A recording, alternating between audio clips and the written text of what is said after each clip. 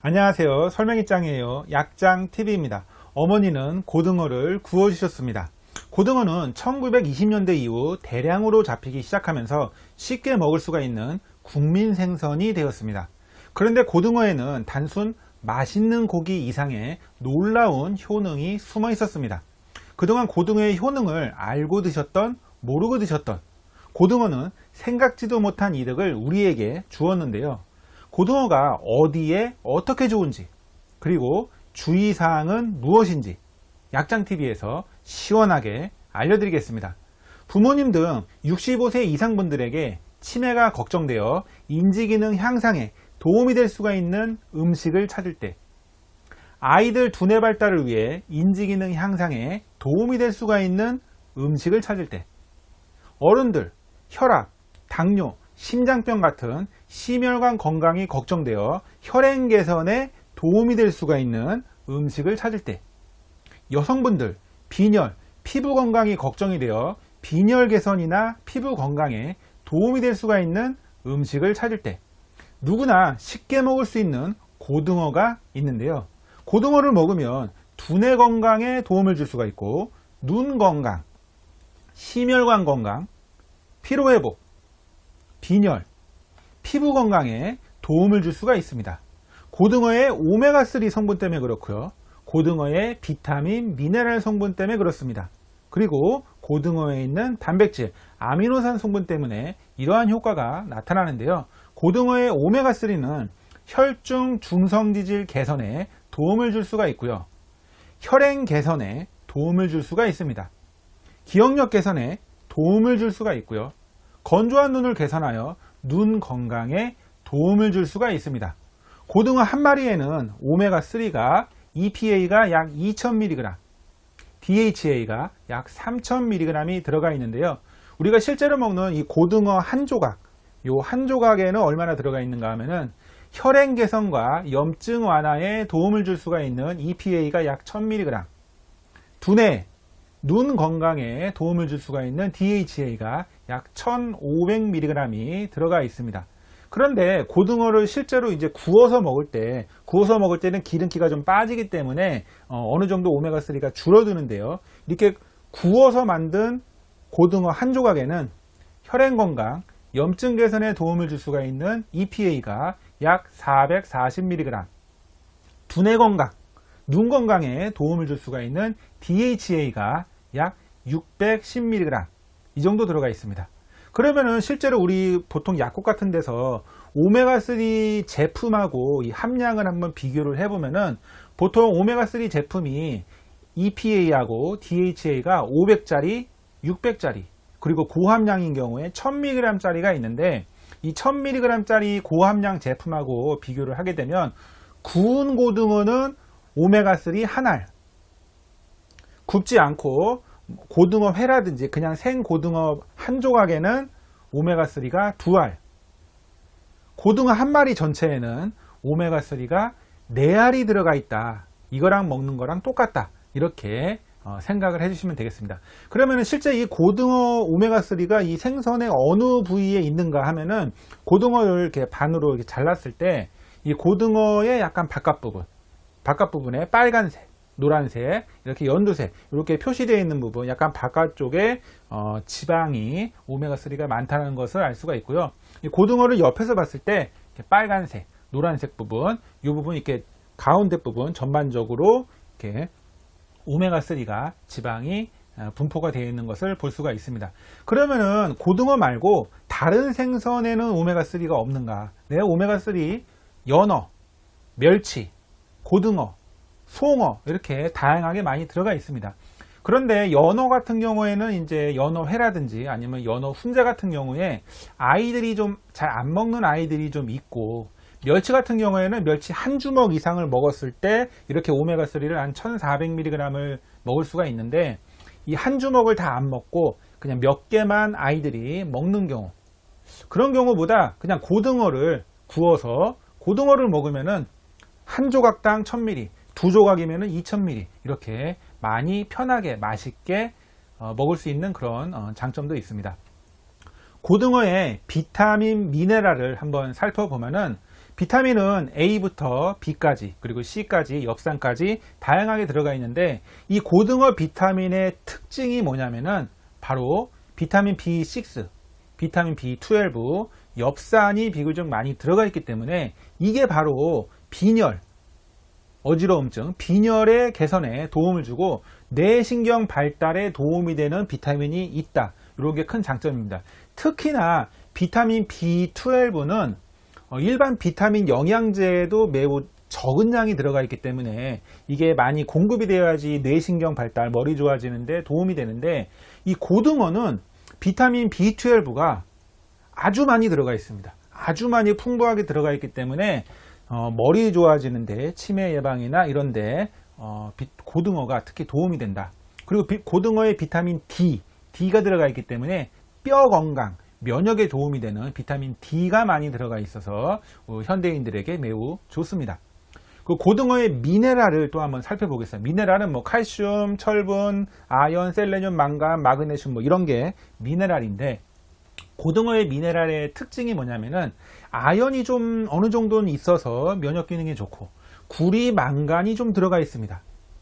이게 특히 항산화 기능, 우리 노화 방지의 항산화 기능에 구리, 망간이 좀 들어가 있어서 상당한 이점이 있고 칼슘, 마그네슘도 좀 있습니다. 좀 있기 때문에 뼈 건강에도 고등어가 도움이 되고 철분이 좀 많이 들어가 있기 때문에 빈혈, 특히 여성분들 빈혈 어지러움증에 철분이 고등어에 많이 들어가 있어서 좋은 장점이 됩니다. 고등어의 단백질, 아미노산도 한번 살펴보는데 고등어는 양질의 아미노산, 우리 건강에 매우 좋은 고단백 살코기가 많이 들어가 있는데요. 특히 고등어에 있는 이 아미노산 조성에 대한 연구 결과를 보면은 이 글루타민, 아르기닌이 특히 많기 때문에 이게 바로 피로 회복에 필요한 아르기닌이 많이 들어가 있기 때문에 이 아르기닌 제품은 약국 같은 데서도 피로회복 앰플로 팝니다. 피로회복 앰플에 하나에 1000mg 짜리가 들어가 있는 앰플도 있고 뭐 5000이 들어가 있는 앰플도 있는데 어쨌건 고등어 한 마리 아니면은 고등어 두 조각 정도를 드시게 되면 거기 안에 있는 단백질의 아르기닌이 한 2500mg이 우리가 먹는 거기 때문에 그게 피로회복에 매우 좋고 글루타민도 피로회복에 단백질 때문에 아르기닌 때문에 피로회복에 좋습니다. 뿐만 아니라 고등어에 타우린까지 좀 들어가 있습니다. 타우린도 피로회복에 좋은데 주로 어디 있냐면은 고등어의 하얀색 고기에는 타우린이 별로 없고 이 붉은색 고기 부분 이렇게 단면도를 보시면은 이 끝에 빨갛게 되어 있는 부분이 있거든요. 그 부분에 타우린이 많이 들어가 있습니다. 그러니까 우리가 고등어를 먹을 때 이 빨간색 부분은 이걸 혈압육이라고 해서 붉은색 고기 부분이 있는데 요거 조금 뭔가 좀 껍데기 같아가지고 좀 안 먹는 경향이 있는데 피로 회복에는 거기에 타우린이 많습니다. 그러니까 그것까지도 빨간색 부분, 검은색 부분까지도 같이 드시게 되면 이 성인분들, 남성분들 피로 회복에는 더 좋습니다. 고등어 섭취 시 주의사항에 대해 말씀드리겠습니다. 고등어는 사실 종류가 좀 있습니다. 국내산 참고등어, 노르웨이산 대서양 고등어, 중국산이나 호주에서 잡히는 망치고등어 이렇게 종류가 있는데 참고등어와 대서양 고등어는 맛이 좋습니다. 아주 맛이 좋고 그런데 이 망치고등어 같은 경우는 배에 이렇게 점이 나 있어요. 배에 점이 이렇게 많이 나 있는 그런 망치고등어는 맛이 상대적으로 좀 떨어집니다. 그러니까 좀 어떻게 보면 맛없는 고등어가 될 수가 있는데 맛있는 고등어 고르시려면 참고등어, 대서양 고등어가 좋고 참고로 국내산 참고등어는 이 잡히는 시기에 따라서 오메가3 함량이 좀 다릅니다. 그리고 맛도 조금씩 다른데 가을이나 겨울철에 잡히는 고등어가 더 오메가3 함량이 많고 더 맛있다. 그런데 노르웨이산 대서양 고등어 같은 경우에는 보통 가을에 잡아가지고 다 급속 냉동한 제품들이 우리나라로 수입해서 들어오기 때문에 이거는 언제 냉동된 제품이라서 언제 먹어도 맛도 비슷하고 오메가3도 많고 대서양 고등어는 상관없이 아무 때나 1년 내내 드셔도 됩니다. 자, 생선 중에 그 중금속 수은 함량이 걱정이 돼서 고등어에도 수은이 좀 들어가 있다라고 이렇게 걱정을 하시는 분들이 있습니다.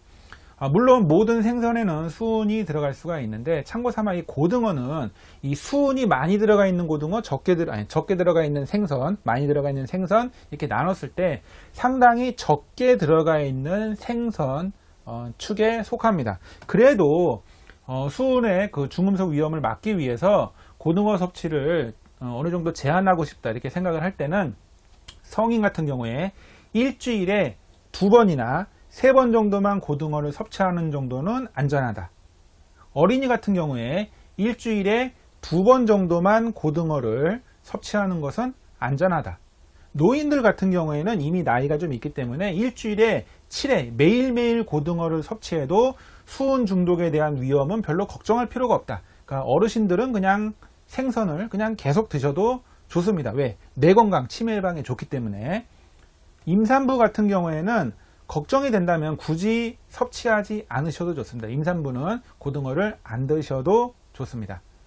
자, 그리고 고등어 식중독이 좀 걱정되는 경우가 있습니다. 고등어 식중독이 뭐냐면은 히스타민 중독인데 상온에서 하루 정도 방치된 고등어, 그러니까 냉장이나 냉동이 아니고 상온에서 하루 정도 방치가 되면은 아까 전에 그 빨간색 고기 부분, 혈압육이라는 부분에서 히스타민이 다량 생성이 되면서 이게 식중독의 원인이 될 수가 있다.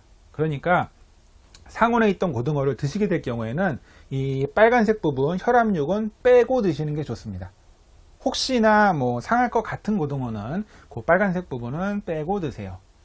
그리고 이제 상한 게 아니고 이제 비린내가 좀 싫어가지고 고등어를 싫어하시는 분도 있습니다. 비린내를 제거하는 방법이 뭐냐면은 껍질을 벗겨서 드시면 좋은데 이 신선한 고등어에는 TMAC라고 트리메틸 산화된 트리메틸 아민이 있는데 이게 냄새가 안 납니다. 그런데 신선도가 떨어지기 시작하면 상온에서 신선도가 떨어지기 시작하면 이게 효소에 의해서 분해되면서 TMA 트리메틸 아민이 되면서 이게 비린내가 나는 물질로 변합니다.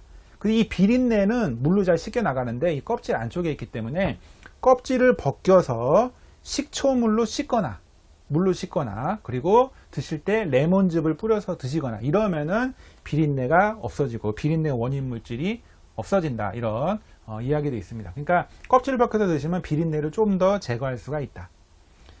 그리고 통풍 환자인 경우에는 좀 주의할 필요가 있습니다. 통풍 환자 같은 경우에는 요산 수치가 상승해서 통풍이 악화가 되는 그런 것을 걱정할 필요가 있는데 퓨린이 많이 들어가 있는 음식이 요산 수치가 상승할 수 있습니다. 퓨린이 어디에 많이 들어가 있냐면은 단백질, 고단백 음식, 그리고 고등어 같은 등푸른 생선. 그래서 등푸른 생선, 고등어 같은 음식을 좀 적게 드셔야 됩니다. 그러니까 드시더라도 한 조각이 아니라 반 조각, 3분의 1 조각 이렇게 조금만 드셔야지 통풍 환자 같은 경우에는 좀 주의를 할 필요가 있다, 이렇게 말씀을 드립니다. 이상으로 고등어에 대해서 알아보았습니다. 맛있고 몸에 좋은 고등어 많이 드시고 건강에 도움이 되시길 바랍니다. 내용이 마음에 드시면 구독과 좋아요를 눌러주시고요. 알람 설정도 해주시면 감사하겠습니다. 다음에 더 좋은 영상으로 찾아뵙겠습니다. 시청해 주셔서 감사합니다.